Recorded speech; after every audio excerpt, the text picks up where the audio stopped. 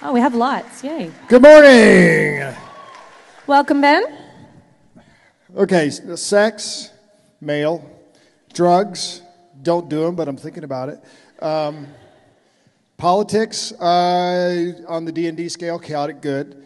Yeah, I'm a geek. And what was last? Marriage. I've been married for 27 years. Woo. So now every time you ask a question, I'm going to bring it back to those topics, which I'm not supposed to talk about because you're it's allowed going to to make talk me about uncomfortable. them. You're allowed to talk about them. I'm allowed to talk about them.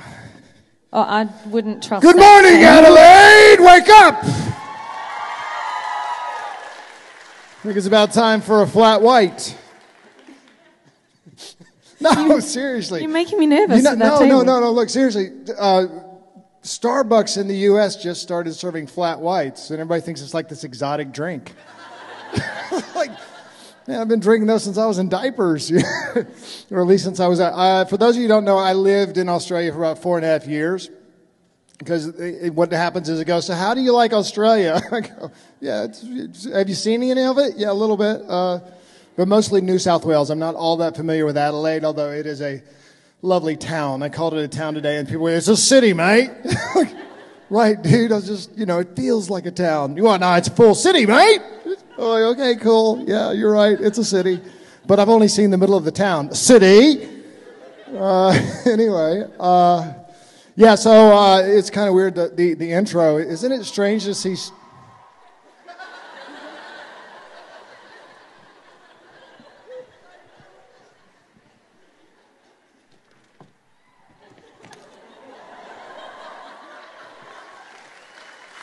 Boyd, keep it down, man. Hey, you. Hey, look, we're... Can we just Come here, real quick. Ladies and gentlemen, Mr. Billy Boyd. Hey! Hi, I'm Ben Browder. Ben Browder! We should just open the doors Right, and we'll just do it right here. Yeah, it's pretty good. It's good, isn't it? Hi, guys. Hi, Billy. So, Billy, have you gotten a surf while you're here? No, have you? No. It looks like fun, though. Yeah, like triple overhead at... That's yeah. what I like to surf, as you know. Yeah, triple overhead for me too, mate. Hi, guys. All right, well, you go back. I'll be quiet. Okay, we'll be very quiet, right? Yeah. It's like we weren't even here. Have fun. Ben. Bye, Ben. Bye, Billy. Wow.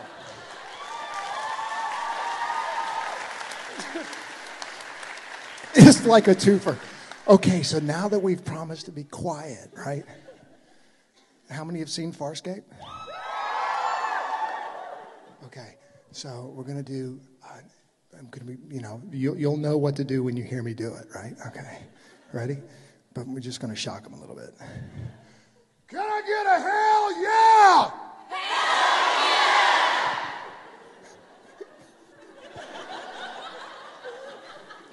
Sorry, Billy. I don't know if they have one of those on Lord of the Rings or not. Like the Hobbit chant.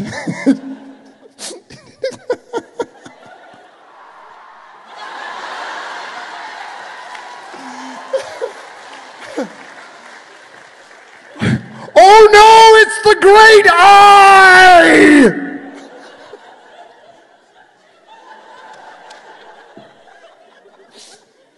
Let's just take the fucking divider down. Anyway, I should probably answer some questions or something. But remember, no sex, politics, marriage, or anything else. Raise your hand if you've got a question. Now mic runners will come and find you. Just one question. This is going to be a good panel. This is a secret question. Screening it. We're It's like screening we're whispering. it. It's not nice to whisper in front of You people. just have to vet that I'm not crazy. No, that's not you, honey. That's me. Now, I'm sure you have been asked this many times before, but I was interested to know what you had to change, how you had to adapt to working with Claudia from Farscape to Stargate. Well, the first thing is I lost 15 pounds. I was like, how do I make these guys different? And then but Claude showed up, and she was so different. I mean, Vala is so different from Erin that it was easy to adjust to. You just watched her, and, think she's nuts. She's insane. So it wasn't really a difficult transition for me as far as that goes. It was a little weird at work though, because on Farscape we worked together all the time, and on Stargate they literally kept us apart. They literally like, no, don't put them in scenes together. She belongs to Daniel Jackson. Which is it's true. It was like you look at it, you go, they did 3 scenes together in 2 years. So it was a little frustrating because Claudia is so magnificent to work with. She's such a wonderful actress. And as I said in Perth, you guys need to find a way to bring her back to Australia to do some stuff for you guys. Because she is Australian. Down front. Down in the front. Everyone down. No. Okay, just...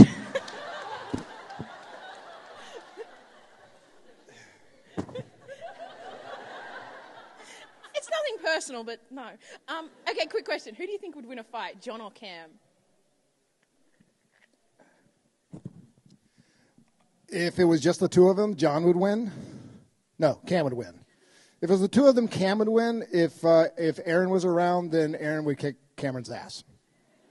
That's the stock answer, but it's also true. Yeah, Aaron could have kicked everybody's ass on Stargate. That's a fact. Even Teal'c. But Teal'c would have lasted a couple of rounds, but then Aaron would have kicked his ass. Next question. Wow, you got a Farscape bag. Of course I have. Everybody's got one of those. I don't even have one of those. All right. Yeah, they didn't give me one. That's because I didn't have the gold ticket. Oh, well. I was like, where's my bag? Where's my damn bag? Right. Next question. That wasn't even a question. I'm like, it's a Farscape bag. Up back. Yes. Oh, it's intimate here. You can just... You know what? That probably is like a facility that we don't have to find. Well, I have to annoy him now, don't I? Yes. It's not just about you. So I'm a huge fan of Stargate and Farscape, and one of my favorite episodes of Stargate was the Farscape crossover type thing. The 200th episode. What was that like for you? Did you enjoy that more than working on Farscape, or was it good to go back to your roots? Or did I enjoy the 200th more than working on Farscape? Are you on drugs? No, Farscape was as much fun as it looked like. It was the best job ever. The 200th was interesting, though, because when they decided to do the 200th episode and they say, oh, we're going to do a Farscape parody, I was like, you mother... And they're like, yeah, we're going to put you back in your, what's his name, Crichton gear? I was like, you mother... And Claudia rightfully went to the producers and said, no, I don't think that Cameron Mitchell would be John Crichton. I think Daniel Jackson will be John Crichton. I went, yes. So I got to play Stark. I got to play Paul Goddard, another good Australian actor. My side, your side, my side, your side. So I was happy with that, but there was a sort of sneaking thing about it. It was kind of like, we're on the air and you're off. It's like, oh, man, that's painful, but we're on your show. So... No, it was fine, and it was a nice nod. It was a nice nod to the Farscape gods that we got to do that. I love the 200th episode. It was right down my sensibilities. And if you watch it, you go, yeah, it's kind of like Farscape. So it was a lot of fun. I think the writers did a great job with it, and I got to do all that cool action stuff. So, which is always a good day at work. Next question. Yeah. Hey, I was just wondering if you had the opportunity to do anything else on Farscape, would you? Anything else? You mean do more? Yeah, oh yeah, absolutely. I know, you sort of answer these questions tentatively. I know that there is a script which has been commissioned, written by Justin Monjo, who lives in Sydney, for whatever the next iteration of Farscape is. When or if it happens, I will immediately say, hey, guess what? We're doing more Farscape. Hopefully I'm in it. I actually was talking to Rocco Bannon, and I went, well, 15 years later, my son can play young Crichton, which is true, except he's kind of tall. I think he's 6'5",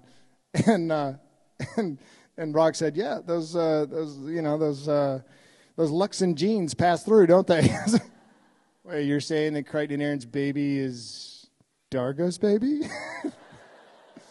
Yeah, that's what he was saying. Next question. That's it. Good. Great. Let's go get coffee. Flat white time. No.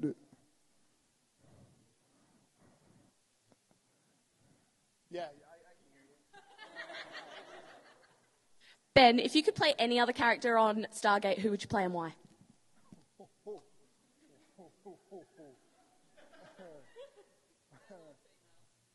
Yeah, I know. That's what I had to run through, and I'm going, would I be Vala? No. Would I be Daniel Jackson? I don't know. You know what? I really think that the most fun character to play would have been O'Neill, which is why they put the clampers on me the minute I got there. Because if you watch Farscape, you sort of understand that I have a tendency to kind of run off and do strange things. And, Mitchell was buttoned down. He was military. But my first instincts are always sometimes a little weird. And the writers didn't want weird. They wanted Mitchell, which is fine. It was great. I loved playing Mitchell. It was great to do something different. But yeah, I think Jack O'Neill is just a really fun character. And in so many ways he's the comedic anti-Crichton. Because Crichton was one of us, right? He's one of us. He knew all the sci-fi references, and he was fully engaged in his off-world experience. Whereas O'Neill was constantly acting like, this isn't real. Are you kidding me? What is this crap? He literally was like the guy that hates sci-fi conventions. Whereas Crichton was like the guy who dressed up in an outfit and went. So, but I think O'Neill would have been fun. I wouldn't want to play Carter. Way too much technobabble and a lot of sexual frustration.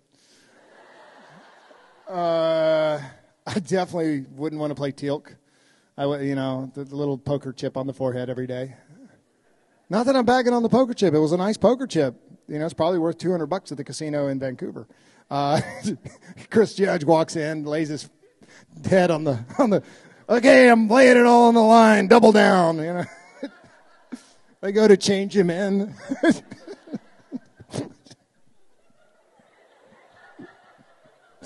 I'm just picturing, there at the cashier teller putting his head across. $200 right here. Next question. Hi. The last thing I've seen you in was that episode of Doctor Who. What have you been doing lately? What can we see you in? What have you been doing lately? Other than cutting the grass, trimming the hedges, fixing the plumbing, which I do a lot of. It's true. My wife has a laundry list of things for me to do. I directed a movie last summer, which is a sequel to a movie, but this one's actually going to be really good. No, it is. I'm in post-production on it now. So last night I'm furiously sending notes about additional dialogue recording and visual effects. It's a sequel to a movie called Bad Kids Go to Hell, which is called Bad Kids Go to Hell. I think the title will change because even I get confused when I talk about it. I'm like, was there a 2 in there? Is it T-O? Is it the same movie? And it's not. So I got a chance to direct, which I didn't realize I would actually like as much as I did. I fell in love with directing.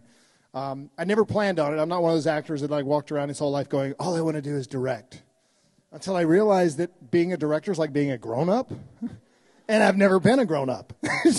I've been married. I'm used to doing what I'm told. I'm an actor used to doing what I'm told. And here, all day for months, people would come up and go, what do you want? Do you want this? Do you want that? And you'd sagely stroke your chin. Yes, I think the blue. It's If my wife asks me a question at home, what color do you think we ought to paint the kitchen? She's not actually asking a question. She's wanting me to read her mind. And I'll go, I think the yellow, no, the blue, the green, but the olive, it's until I get the right, it was not, my opinion doesn't really matter. Whereas as a director, they at least act like your opinion matters, which is really cool. I never realized that. I thought, wow, there's actually people doing grown-up jobs in the world. Awesome. So, I've sort of reached the age where that's an incredibly cool experience for me. And I loved it. I had young actors. I had a bunch of 18-year-olds, some of whom had never spoken a line on camera, right? So I literally was like taking them from like baby steps and then put them there, and then they fly. And you go, oh, this is my children. I'm so proud. But I am. I'm very proud of where we are in the movie. It's hopefully going to be released later in the year. I am currently working on a project which I cannot talk about for fear of being basically assassinated. I have an NDA on it, but I can say I'm working on a video game. It's a very big video game. And that's it's really an interesting process because with video games, especially these days, we're doing what's called PCAP, which is performance capture, which is like blue screen taken to the crazy, crazy level. So I go into work in the morning, and I get in a suit which kind of looks like a clown outfit, only really tight one, with little balls all over it. Literally, I want the big feet, and the red nose. But so they come in, and I get in this outfit, and then they put 150 or 40 sensors, little reflectors all over my face, right? And we go into a room which is about half the size of this room and has a truss all the way around, like that. Like that, but there's a grid all the way around. So there's 400 cameras, and they capture all of your physical stuff and all of your facial and your voice capture. So it's complete performance capture. So you come in with actors in this room, and you do these scenes. And then you'll watch, and they'll have the monitor over the side, and you literally see your character fully dressed up doing you at the exact same time. And the rendering on it is unbelievable. I mean, the technology is just phenomenal. It's just mind-boggling. So I'm working on that, and I can't say what it is, but hopefully, by the summertime they will have announced, and when they announce, I can say, yeah, I'm working on this project. So, but it's pretty darn exciting. It's like you think when you get to a ripe old age, as I am, because my kids are that tall now, you think, well, you've sort of seen it all, right? And then you realize you feel like you started doing television and film back when they were still cranking the camera. Because we worked on film, and then everything went digital. And then there was blue screen and all this other crazy stuff that got added along the process. You never envisioned that was coming. I never imagined that I'd be doing this thing where there's 400 cameras all around. Didn't matter which way I turned, and they've captured the performance. And then they can put the camera anywhere.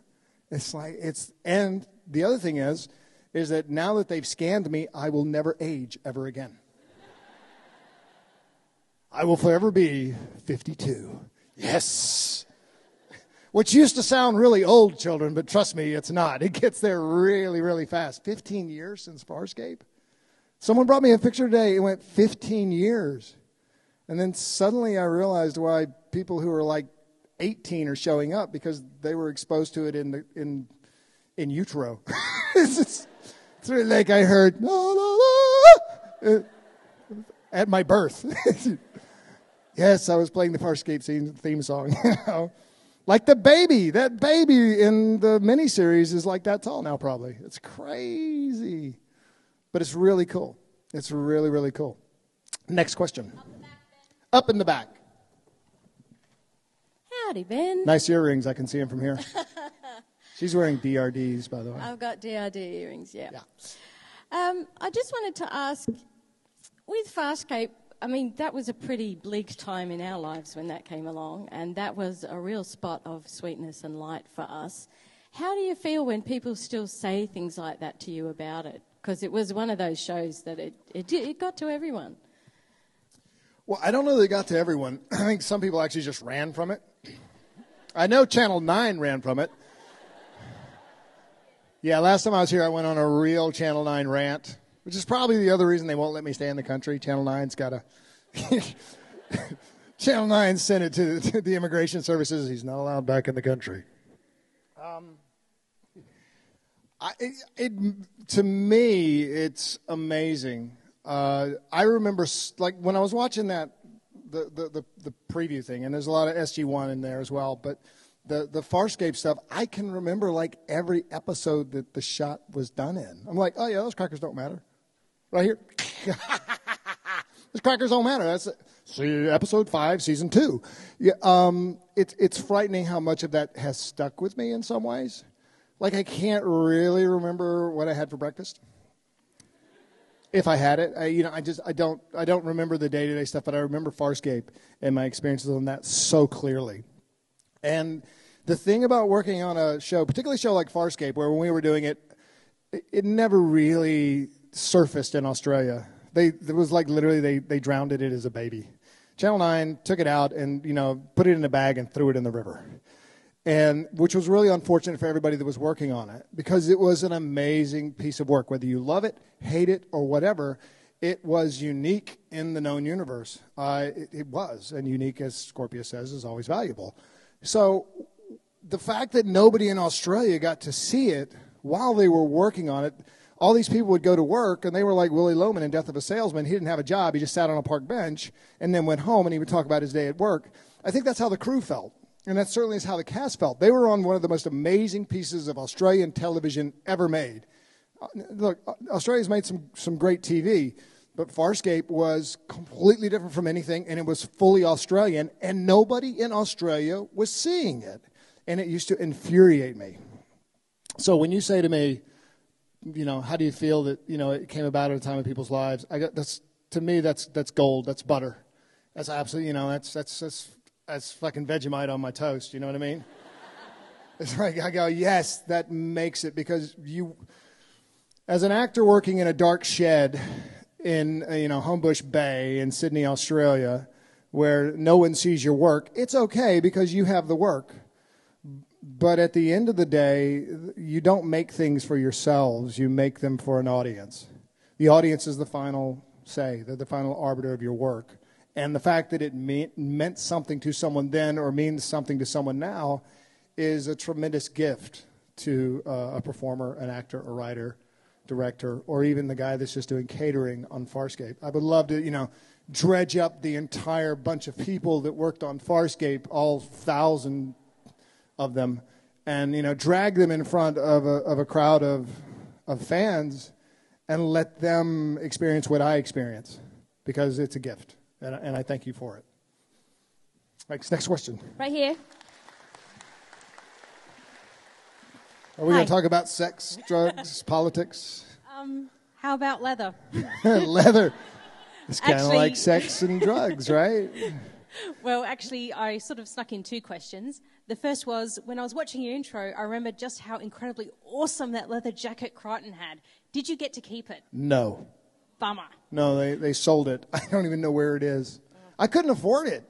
Man, people pay high bucks for. I couldn't even afford the rabbit suit, which I wore on stage for an hour and a half or 2 hours. I did. In the end of season, near the end of season 4, Crichton's in a rabbit suit. They were auctioning it off, so I wore it on stage. So I had 2 hours in a rabbit suit, bouncing around, and then ended up on YouTube, right?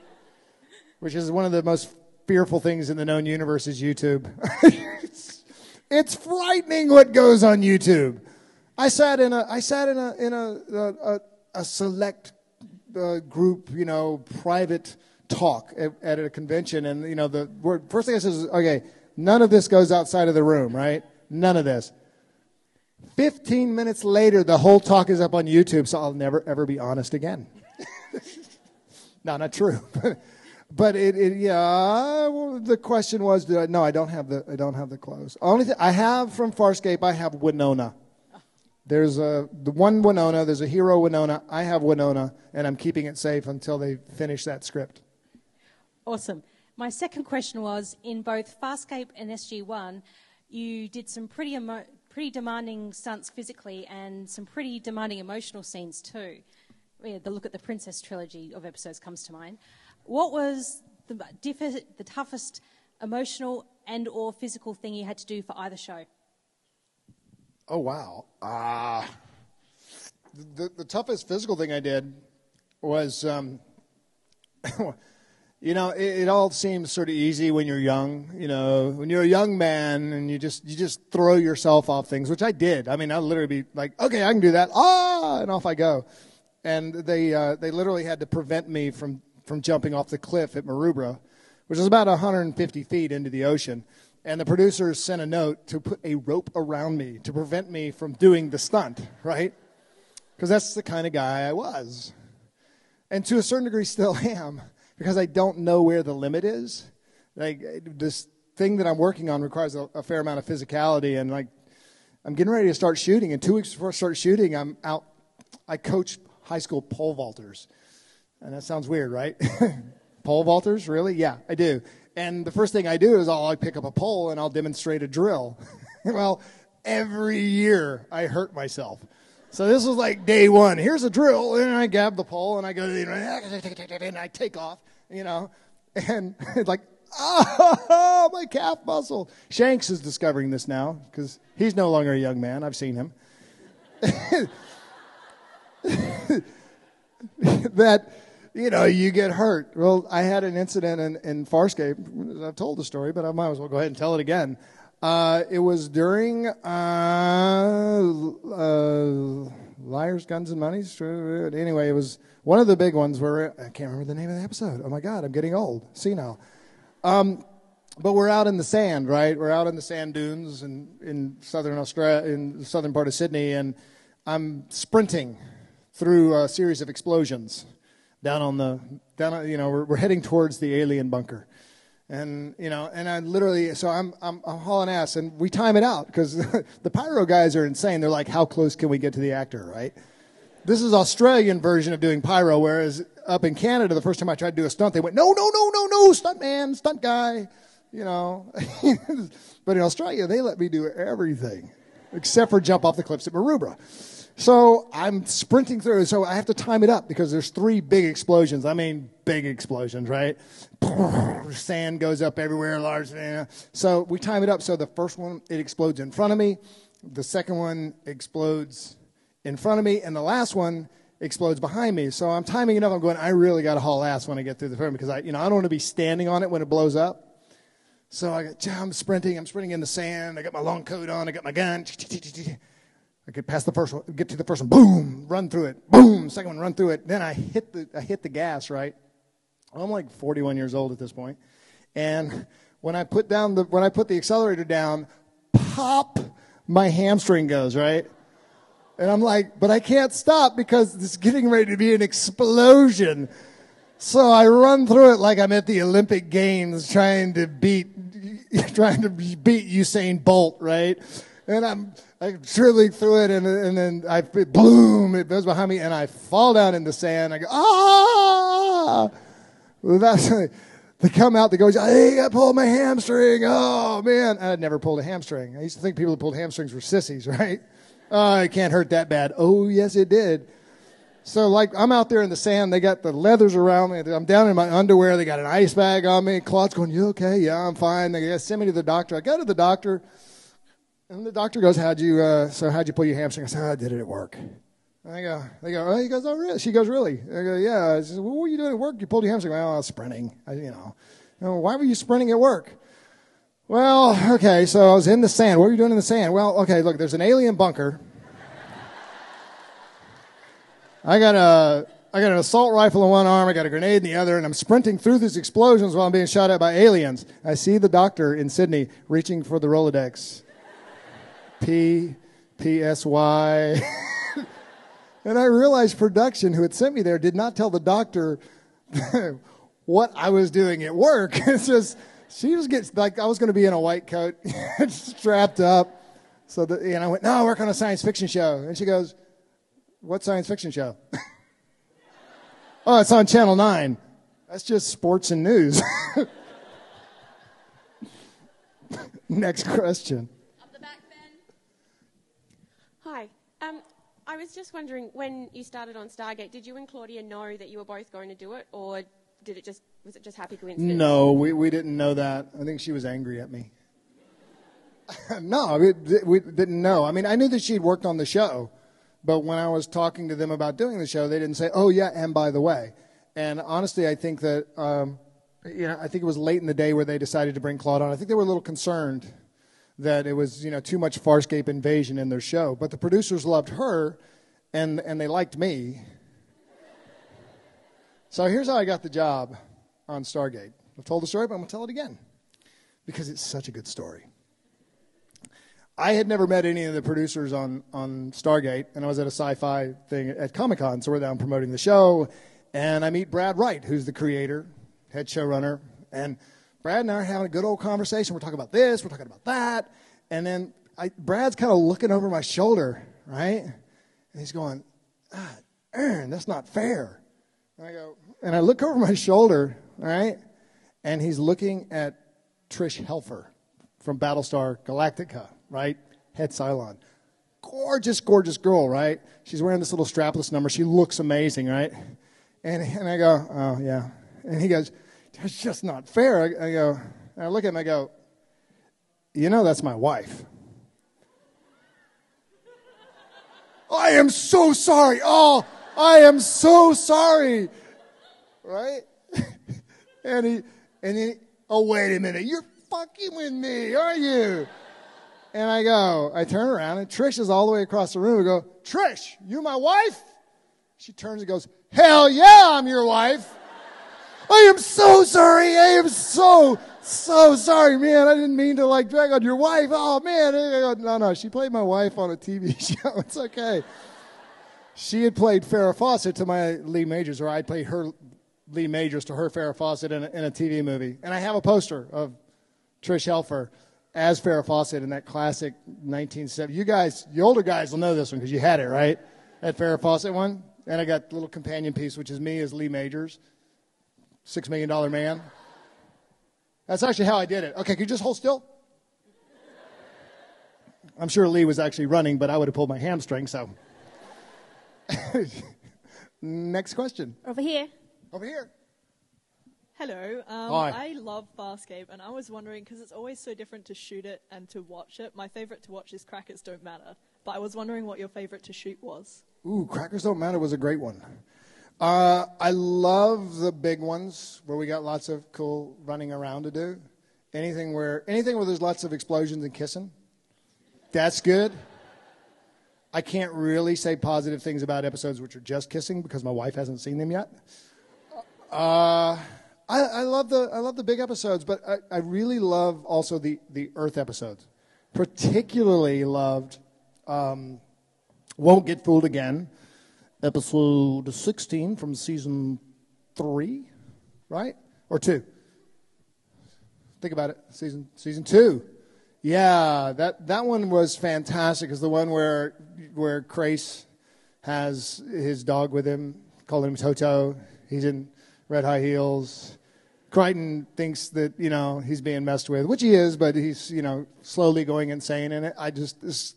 Episodes like that are so much fun to shoot because, let's be honest, in a world filled with cop shows and dramas and reality TV, as an actor, you have so few opportunities to bite off, not just an episode, but an entire season of insanity and craziness and action and romance and all of that great stuff that we had on Farscape. So, yeah, I mean, there are very few episodes that I didn't enjoy shooting on Farscape. I'm sure there were some if I think about it, like being in the chair, tortured, spitting and spewing my way through that.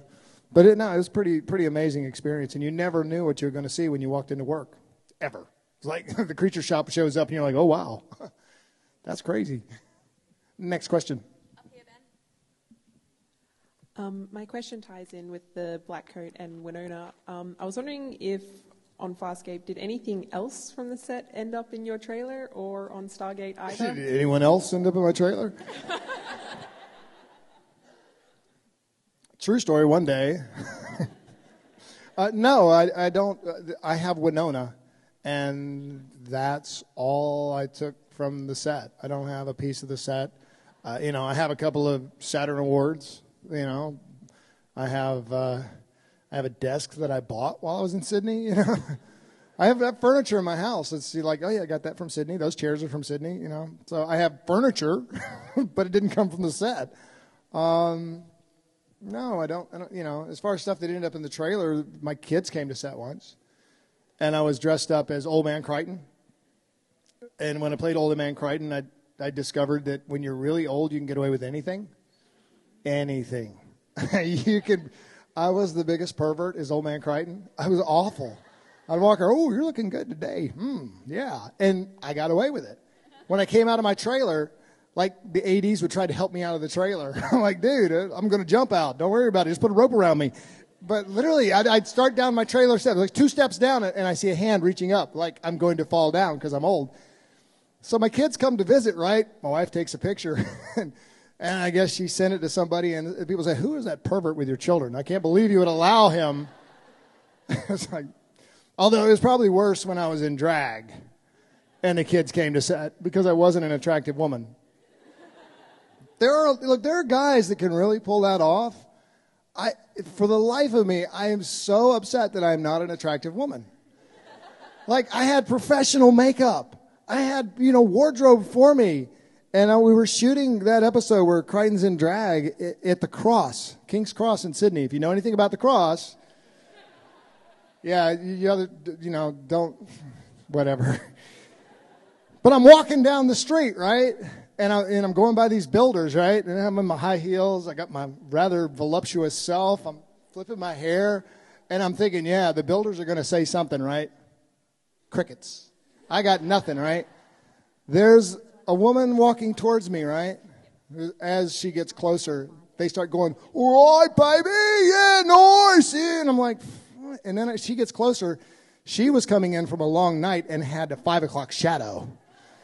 So, like, I'm professionally made up, not even a drunk builder's interested, and here's this dude who's been all night with a 5 o'clock shadow being whistled at by builders. It was very disappointing.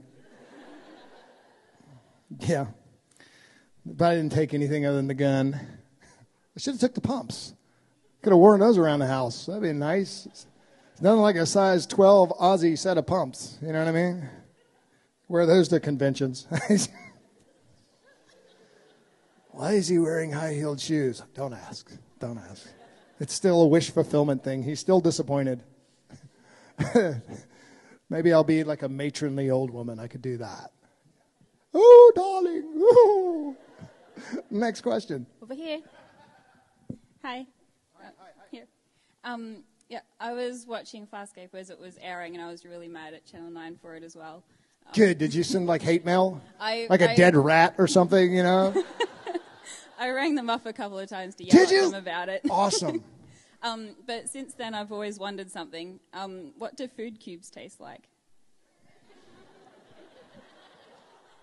We had a bunch of different versions of food cubes. Basically, they would go down to the Asian markets in Sydney and buy stuff that you didn't know what it was. There was a couple different versions of food cubes. Some of them were kind of fruity. And some of them were kind of like, I don't know, like old matzo balls or something like that. So, it just depended on which day. But they would bring in stuff and they'd throw it on the table and we're having a feast. I'm like, what is that? The widget grubs are pretty tasty. Oh, yeah. Oh, yeah. That's right. We're going full on. Who knew that widget grubs were an alien food source? But they are. I'm sure everyone in here has eaten their share of widget grubs at school, right? Yeah, I'll have the plate of widget grubs. Yeah, thanks, mate. Nice. Fry them up. Tasty. It's a bit like drop bear poo. Menthol. Tasty. Nice. It's like on a minty. Woo. Up here, Ben?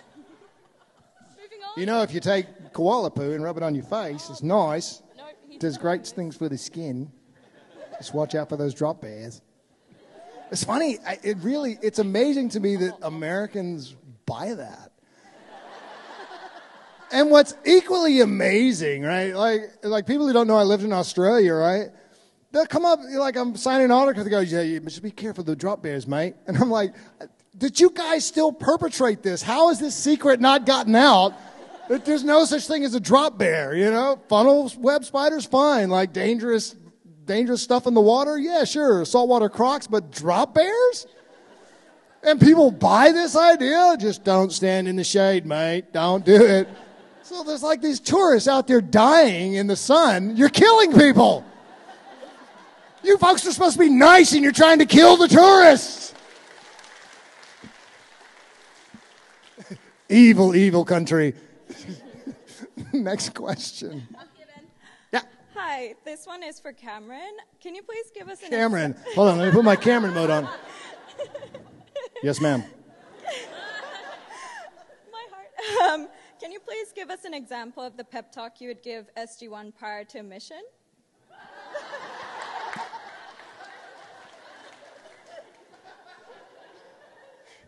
I'm just jazzed to be on the show, man. Cameron Mitchell is literally Guy from Galaxy Quest. He's just happy to be on the. I'm just jazzed to be on the show, man. Awesome. All right, guys. Someone else take charge. I'm just glad to be here. That's sort of how it feels. I don't know what a pep talk. First off, if he started to give a pep talk, he'd get this look from Carter. He'd get this from Jackson. And this from Teal'c.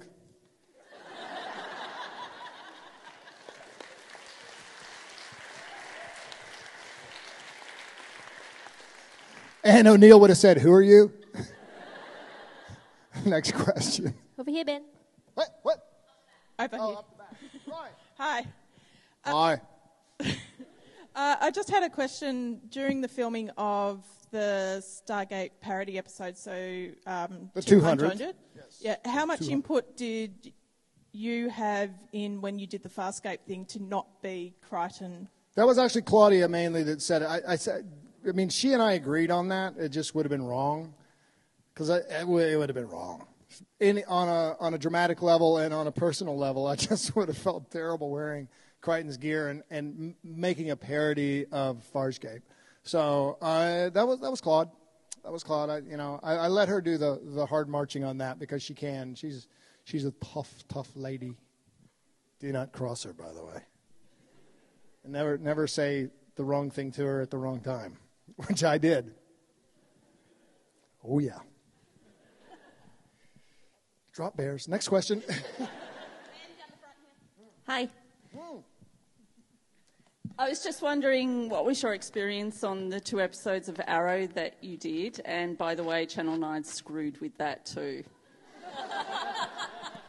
At least Channel 9 is consistent, right? God, this is the march on Channel 9. I can see it now. Just next con in Sydney, just march on their executive offices with big signs, "We want sci-fi."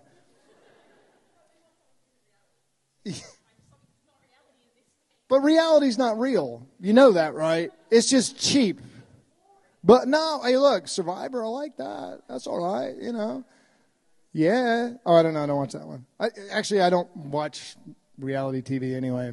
Although, you know what? My wife does. Like, she's watching The Voice right now. I'm like, okay, whatever, baby. You know it's not real, right? True story, I was told, it was, I met a girl on a plane that had done The Bachelor, right? I know, right? Nice girl. Kind of looked a little tired. But she'd been on The Bachelor, and she was just coming back from wherever it was that, they were shooting in New York at a brownstone or something. And I said, "So how was that, like working on that?" And she told the truth. She said, "We get up in the morning, and they ply us with alcohol. There's no coffee, it's champagne, right? Sounds okay for the moment." But then, so they would get progressively, intoxicated as the day went on, and the producers would come up and say, "I think you ought to say this." So they literally script it for them. I don't want to ruin your favorite reality show, but they have writers on reality show. There's nothing real about it. Anytime you point a camera, reality goes out the window. It's like your Facebook page, right? No, come on, it's like I see these. So I don't have a Facebook page, and I don't have a Twitter account.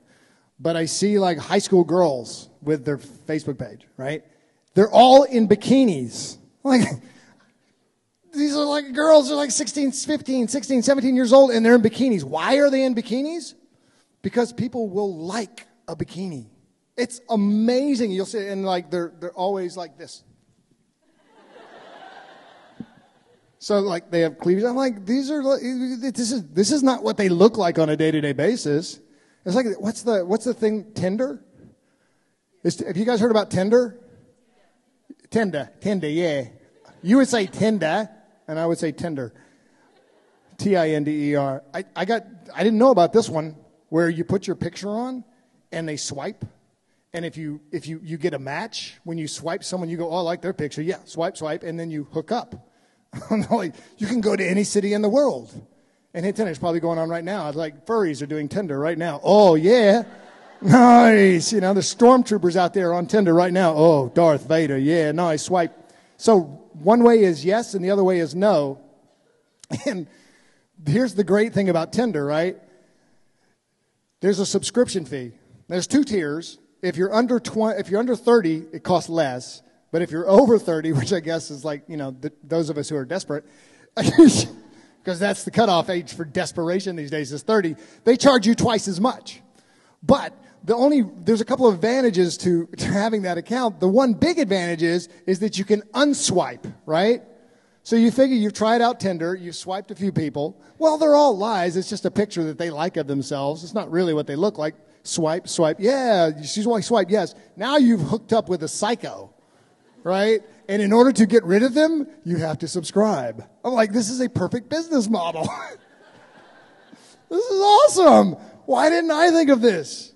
We should have, Tinder for cons, And yeah, I'm going to meet up with, I love the Doctor Who's. Look, there's another doctor. Oh, that's a good one. Oh, I don't like that doctor. Swipe right. Anyway, next question. This is the last question, guys. This is the last question? Yep. It's so sad. Who's up next? Because we can have them join us. Back here, Ben. Who's next? No. Like, who's next on stage? Sanctuary panel with Agam and a sanctuary Jonathan. panel. Yep. Ah, she's hot. I'd definitely swipe yes on that one. But then I'm getting into my marital status and a little sex thing, so it's sort of weird. So we're not talking about that. I kind of wonder how Billy's doing, don't you? I'm just going to check. Just want to make sure everything's okay, because they've been very quiet.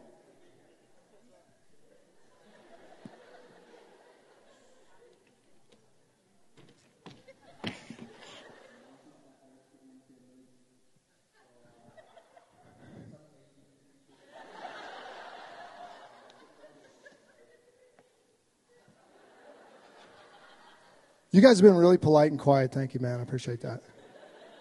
Sorry? You've been really great. Thank you. You've been very polite. How much longer do you have? I'm done. This is my last question. Yeah, I'm on my last question, too. Mine is about acting. What's yours about? What's yours about? Acting. Like, generally, like what's acting like? Yeah, it's like, when you pretend to be someone else. What's it like? Yeah. Did you say you do that at home? No. Like your wife goes, can you wear this? And you pretend to be... No. You pretend to be Samwise Gamgee or something? No, it's like, when someone's got a camera and all that, and then they make a film. Yeah. It's that thing. How do you do that? Wow. Can I hear your answer? Because I don't know really. It's like I just learn all the words, and then I say them in the order they tell me to. And then you're probably wondering, how do you know where to stand? They put a piece of tape down, and you just walk up to that piece of tape. Is that what that thing is? That's what that is. You should never walk over that. Oh, that's why I get in trouble all the time. What's your question? question? Like this. I don't know. Hey, what's the final question? You can make it to Billy if you want. Over here. Ooh. The final question was going to be, what was it like to work on Doctor Who? Because I think it's something that... Ooh, my final question is, what is it like working on Doctor Who? I've never been asked to be in Doctor Who. That's a good answer. Yeah. Did you like it? Oh, it was awesome. Was it? It was totally awesome, man. What did you play? I played a sheriff. Ooh. I played a sheriff in the 1880s. And I got it because when they did Doctor Who, Russell T Davies gave a box set of Farscape to all the writers, right? So he gives a box set of Farscape to all the writers, and he goes, we want it to be kind of crazy like this, right? So they had remembered me from watching Farscape, so they asked me to come be a sheriff on the show. So I got to go to the south of Spain, which is where they shot They shot the good, the bad, and the ugly. Yeah. It's a cowboy movie. Yeah, and I got to hold Matt Smith's hand. He's very nice. Soft hands. Although I did injure him in a stunt because I went over the mark. Always stop at the mark. Yeah, I know. Now I know that. That's probably why I haven't been back. Here's my question. Because I went over the mark. How come Billy all has a your question. characters are sexy?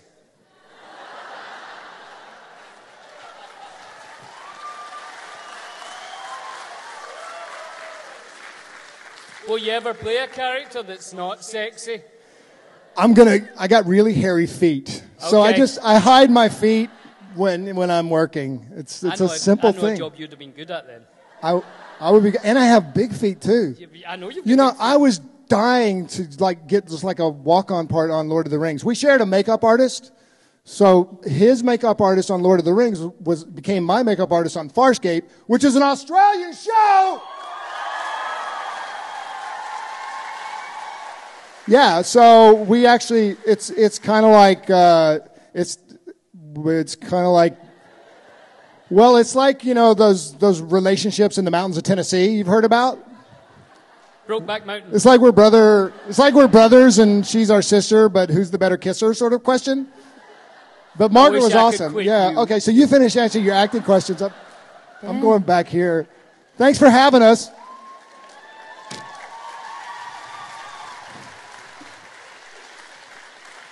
Okay, yeah, so Doctor Who was great. I loved it. We're out of time. Thank you for coming so much, and let's give a real big round of applause for Billy Boyd. Ben Browder, ladies and gentlemen.